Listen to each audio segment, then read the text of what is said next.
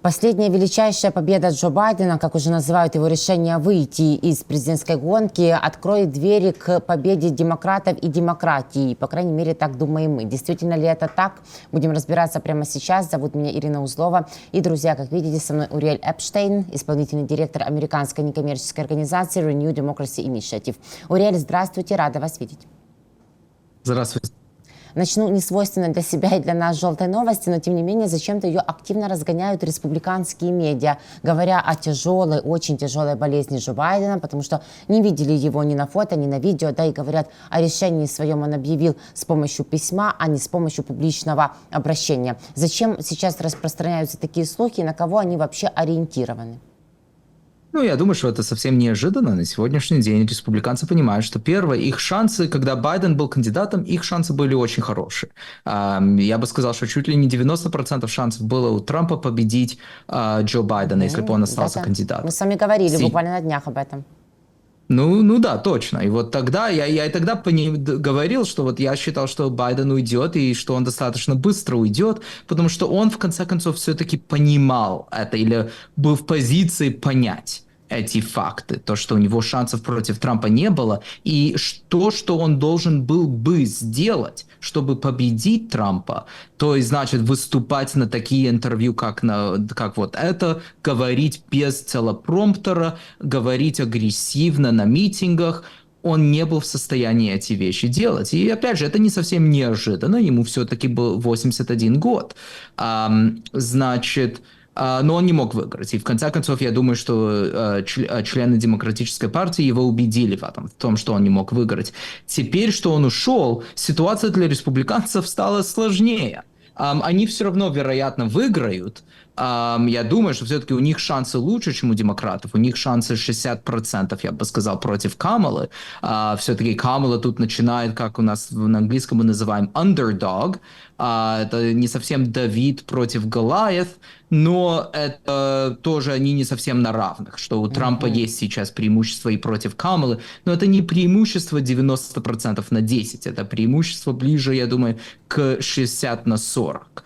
Да, может быть, даже и меньше. Значит, сейчас республиканцы ищут какой-либо повод, как они только могут найти, чтобы бороться против Джо Байдена, против Камалы, и использовать вот тот факт, что Джо Байден не готов на еще 4 года, использовать этот факт против республиканцев, напоминать публику, напоминать американскую публику, что вот, чтобы они думали не про то, что Камала на сию секунду чуть ли не на 20 лет моложе, чем Трампа, а то, что оригинальный кандидат был старше, чем Трампа, и очевидно все-таки, что он был хоть как-то больной человек. Я, конечно, не думаю, не надо преувеличивать, я не думаю, что он вот-вот умрет, я не думаю, что он настолько больной.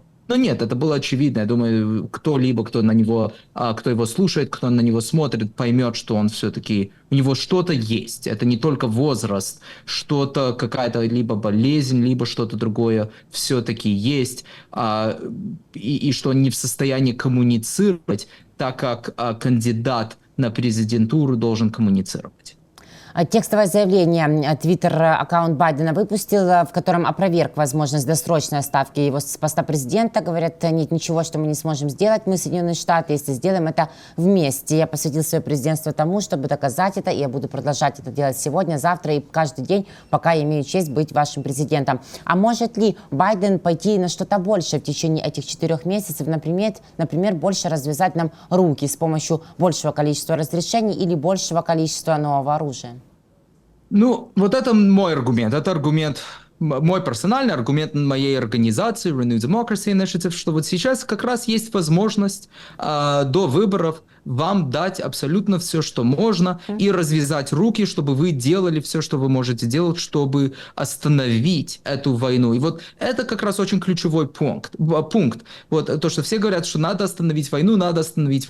Но и аргумент, то, что мы можем остановить эту войну, вот вам давать какие-то оружия, и вот что это как-то остановит войну, да, это абсолютно неправда.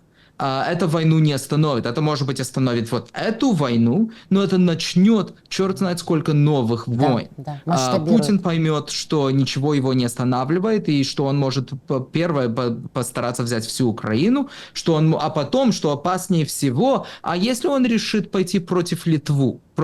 Да, или вот Латвии, или Эстонии. Да. Ну да. В Литве всего лишь 2 миллиона людей. У вас, я думаю, 45 миллионов в Украине.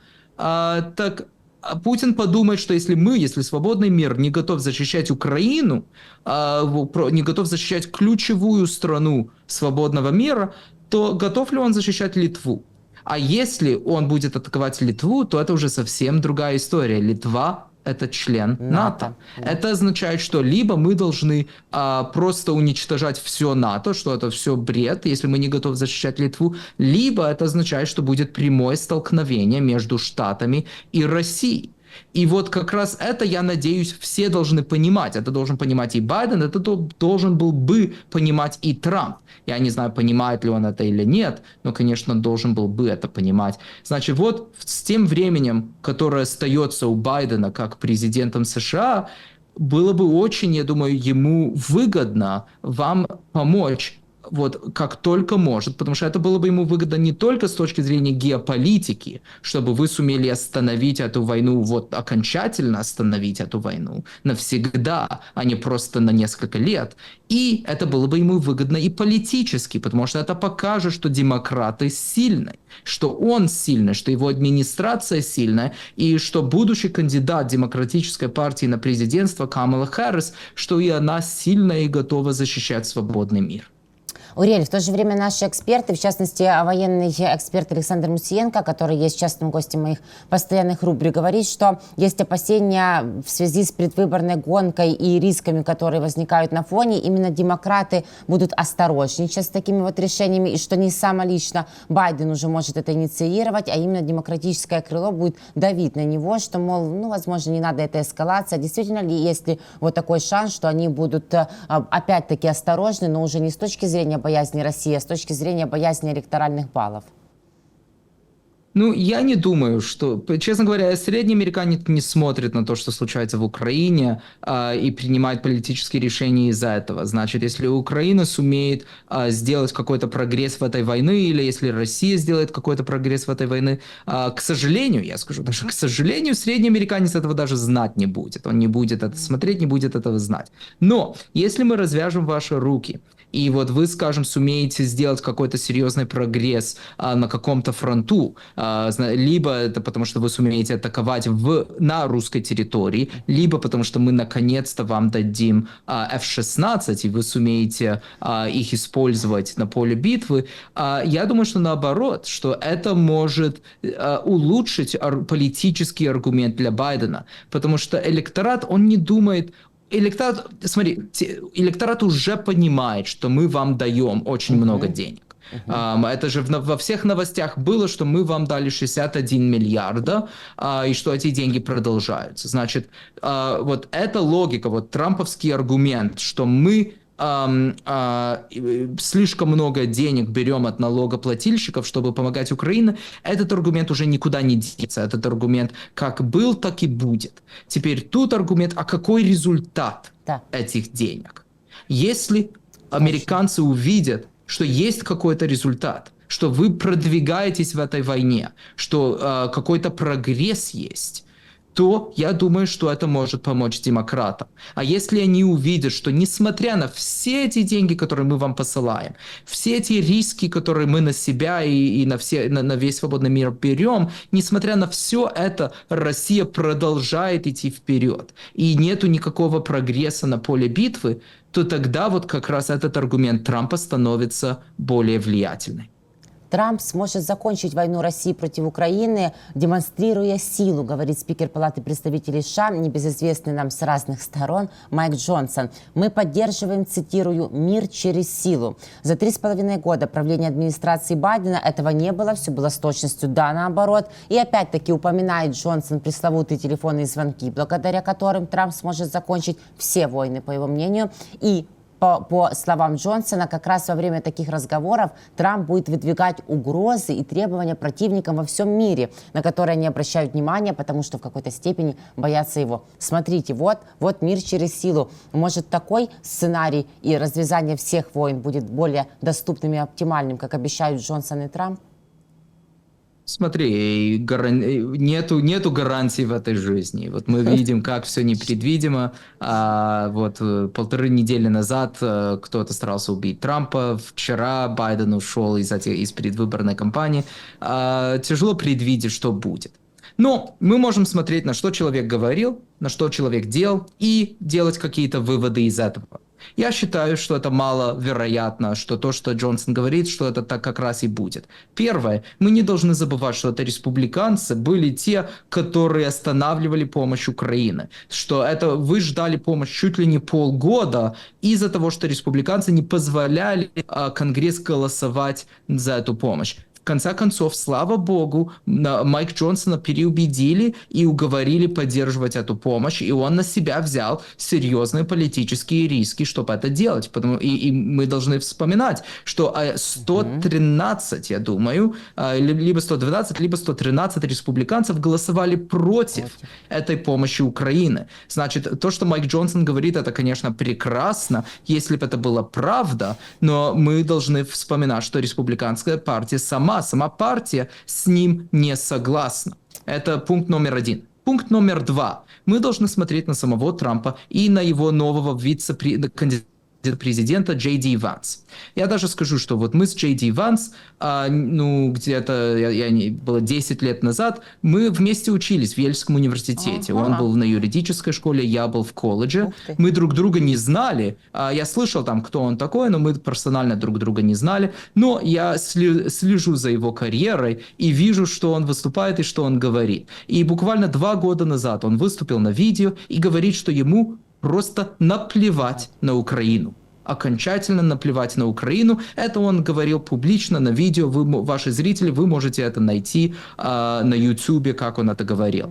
И Трамп не выбирал бы кандидата на вице-президента, который такое говорил, если бы это хоть не имело какое-то влияние на его мировоззрение.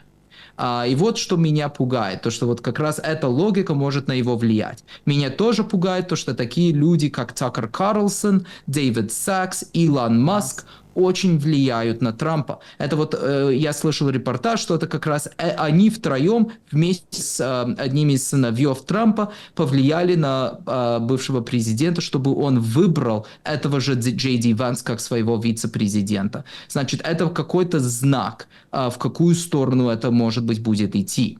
Но, с другой стороны, конечно, демократы и эта администрация Байдена абсолютно недостаточно делает, чтобы защищать свободный мир. И, честно говоря, это позорно, так как они не развязали ваши руки, так как они не выступили и не дали, не высказали какую-то четкую стратегию на выигрыш Украины. Это, честно говоря, даже я скажу трусливо, то, что они не то, что все, что они готовы сказать про эту войну, это то, что Россия не может Россия не может выиграть, а Украина не может проиграть. Но они пока еще не готовы сказать самое важное предложение, то, что Украина должна выиграть. Точка.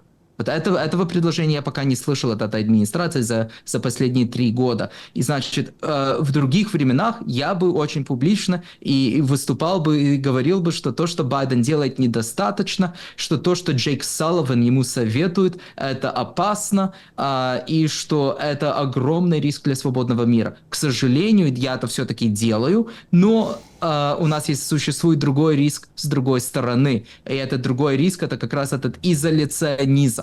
Вот с одной стороны, демократы очень боятся эскаляции, и это их останавливает делать то, что среди демократической партии очень много кто все-таки верит, что они должны делать, а среди республиканской партии это совсем уже другая логика, они совсем уже начали верить в то, что Америка должна вот изолировать себя и отступать от всего мира. И между этими двумя, скажем, философиями, вот эта философия изоляционизма все-таки опаснее. Ставки высокие, все выше, о них и поговорим, с вашего позволения. Мы уже упоминали процентное соотношение теперь возможности победы Трампа. 60% даете вы. The Hill и Decision Desk HQ дают следующие цифры. В паре Трамп-Харрис республиканец опережает демократку примерно на 2 процентных пункта, 47% против 45%. И напоминают, что практически идентичны эти показатели балансу в паре Трамп-Байден, которые были 46% против 43,5%. При этом напоминаю, что сейчас преимущество Трампа на Харрис 2 балла, а в начале года было 8 баллов. Вот такое, оно вроде бы как будто бы сокращается. Насколько эти цифры дают сторонникам демократов повод для надежды? Они абсолютно должны давать повод на надежду. Более того, они должны давать повод на надежду, потому что для Камалы Харрис на сегодняшний день эти цифры, они пол. Это не потолок, а пол. Для Трампа эти цифры потолок. Потому что если у него такие цифры, даже после того, как кто-то постарался его убить, это означает, что эти цифры просто не могут дальше идти наверх. Некуда им идти наверх. Слишком много американского населения имеет негативное мнение насчет Трампа. А для Камалы все-таки я думаю, что несмотря на то, что она сидящий вице-президент, большинство американского населения не очень хорошо ее знает. Этот Белый дом ее прятал последние несколько лет. Я думаю, что сейчас они, может быть, жалеют то, что они ее прятали, но она не была очень публичной фигурой последние несколько лет, и, значит, на сию секунду, вот следующие 2, 3, 4 месяца, вот до выборов, американская публика будет изучать, кто такая эта Камала Харрис. И вот тут будет возможность, я думаю, что чтобы эти цифры дальше двигались вверх. Да. Значит, когда я говорю, что я считаю, что у Трампа 60% шансы выиграть, это первое, я хочу сказать, что это не значит, что он выиграет на 20%, он может выиграть на 1%, на 1,5%, на 2%. Я просто думаю, что выигрыш все-таки более вероятный с его стороны, но это только на пока. Эти цифры могут очень серьезно измениться, если мы за следующие несколько недель увидим, что Камала очень хорошо выступает, и что ее люди начинают узнавать, и что она им начнет нравиться, то я думаю, что эти цифры могут ненамало измениться, так как вы уже сказали, что вот за предыдущие несколько месяцев эти цифры уже достаточно много изменились. И вот была проблема с Байденом. Почему Байден ушел? Потому что для него его цифры тоже были потолок. Он не мог выше идти, потому что его все уже знали.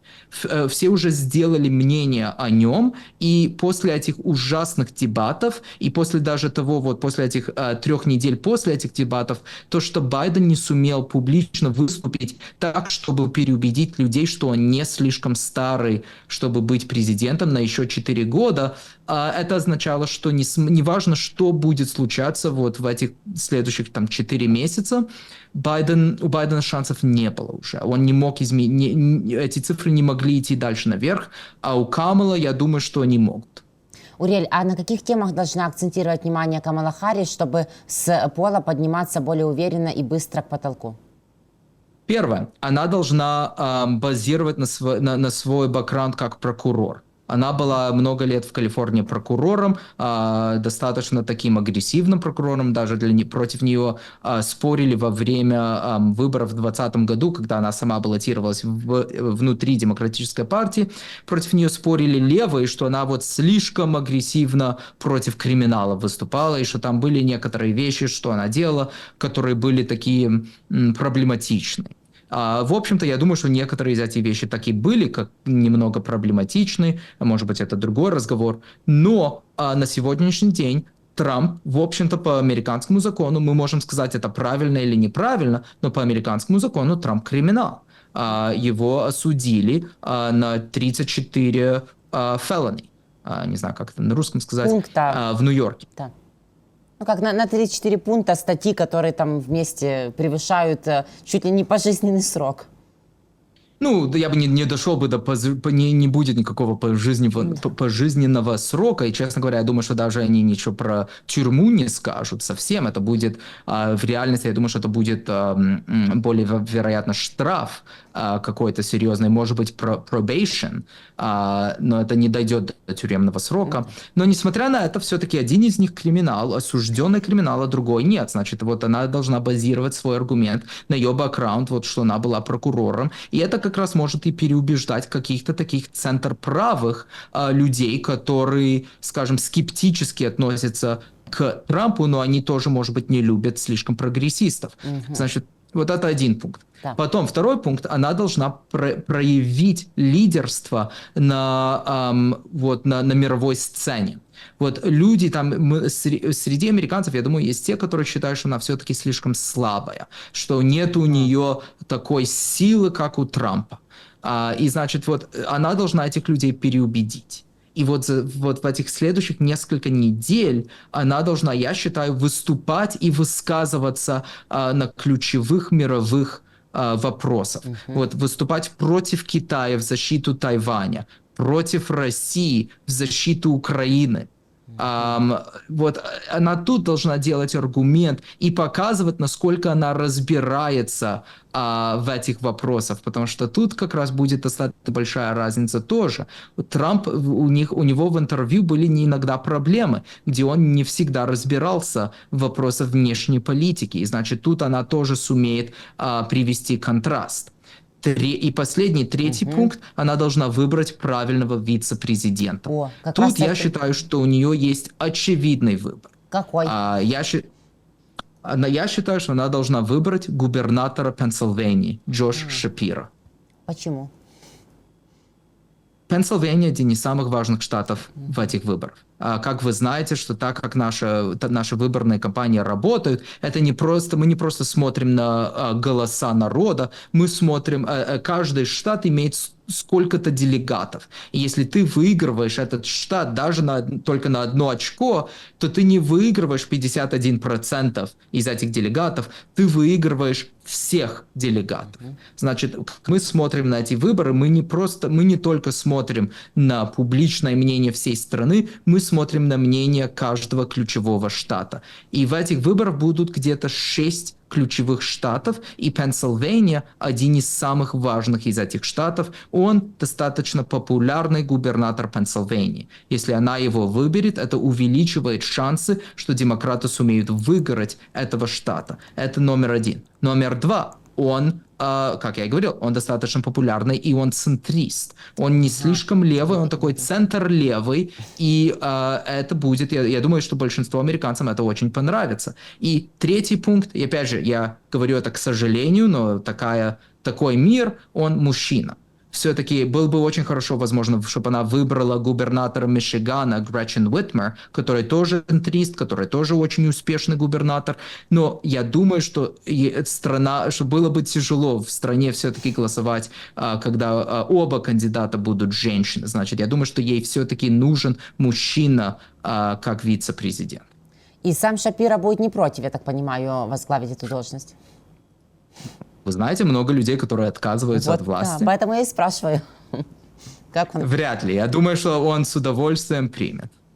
Хорошо. Какие интересные у нас открываются перспективы и выборы. Именно сейчас как раз мы показывали, Wall Street Journal пишет, что выбирает Камала Харрис, проводит разговоры, точнее, да, с кандидатами, их потенциальных 7, в списке действительно одна женщина, как вы упомянули, вот с 3, как будто бы поговорила, Шапиро уже среди них, будем с вами обсуждать это, надеюсь, еще и в конце этой недели, тогда уже выбор, может быть, будет сделан. Двигаемся дальше, реакция Кремля, там говорят, мы не удивлены, но будем пристально следить. Собственно, ничего нового, пропагандисты там какие-то поднимают смех, им не то по ядерной кнопке вспоминают, как она будет выглядеть в руках Камалы Харрис, у кого чего болит, как говорится.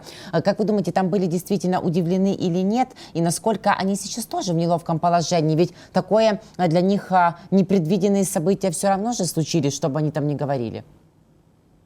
Первый пункт, самый важный пункт, это что каждый авторитарный лидер удивляется, когда другой лидер демократической страны добровольно уходит из своего поста. Для них это всегда ущерб, потому что это показывает народу, что возможно. Вот это в Китае, в России, вот в таких странах идея, что лидер, несмотря на его возраст или whatever, то, что он может добровольно уйти и сказать, что он отказывается от власти, это просто для них это самый неловкий результат.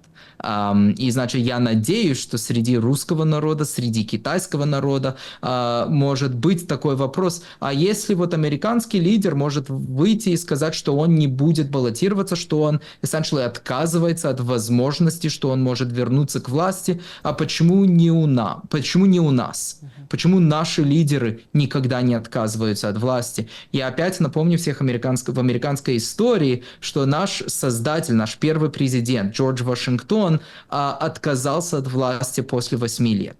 И король Англии, Кинг Джордж, выступил и говорил, что если Вашингтон так и уйдет от власти, он будет самым великим человеком в мире. И вот я надеюсь, что вот в авторитарном мире люди на это смотрят и делают свои выводы. К сожалению, конечно, так как в России вся медиа контролируется Кремлем, вряд ли. Значит, более с геополитической точки зрения, я не знаю, насколько Кремль удивился в этом. Возможно, для них это было неожиданно, я не знаю. Возможно, да, возможно, нет. Но для них это, безусловно, проблема.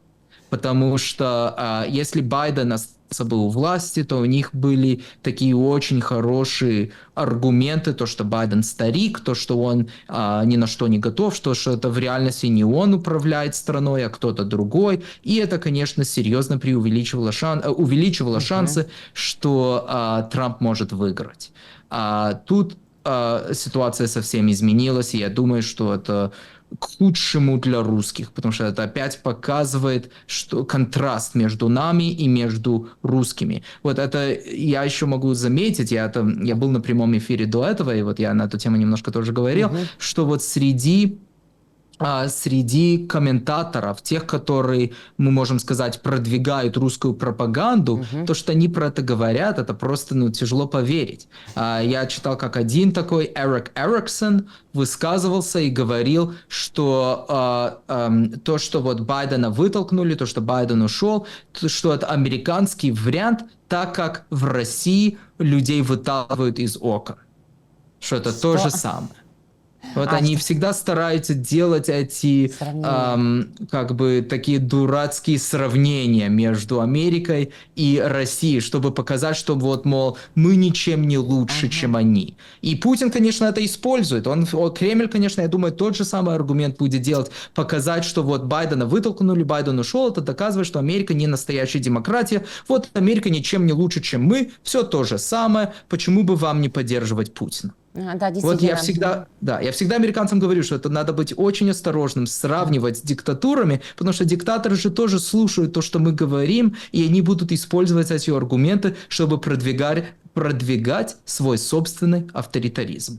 Абсолютно. Они просто зеркалят то, что происходит у них, они пытаются экстраполировать на то, что не происходит в демократических режимах, думая, что в это кто-то поверит так же, как верят у них в диктатуре и автократии. Но мы предостерегаем, и спасибо, что вместе с нами это делаете. Говорит Камала Харрис, как и мы с вами, собственно говоря, что если не остановить Путина и не остановить Россию, то будут масштабироваться войны, что это будет дальше продвигаться, если мир не ответит, агрессор будет торгаться к другим соседям, они осмелеют, несомненно, и вместо порядка и стабильности это будет создавать захватнические войны и хаос. Буквально эти слова ее звучали на глобальном саммите мира в Швейцарии в июне этого года, где я, собственно, тоже присутствовала. И такая позиция по Украине, она неизменна в течение последних 4 лет. Припомнили наши коллеги-журналисты. Она понимает, что Путин призывает не к переговорам, а к капитуляции. И, в общем, все вкладывается в парадигму полнейшей помощи Украине, неизменной. Мы понимаем, что это, по всей видимости, так и сохранится. А понимают ли это также в России и боятся ли они уже Камалу Харрис, как полагаете?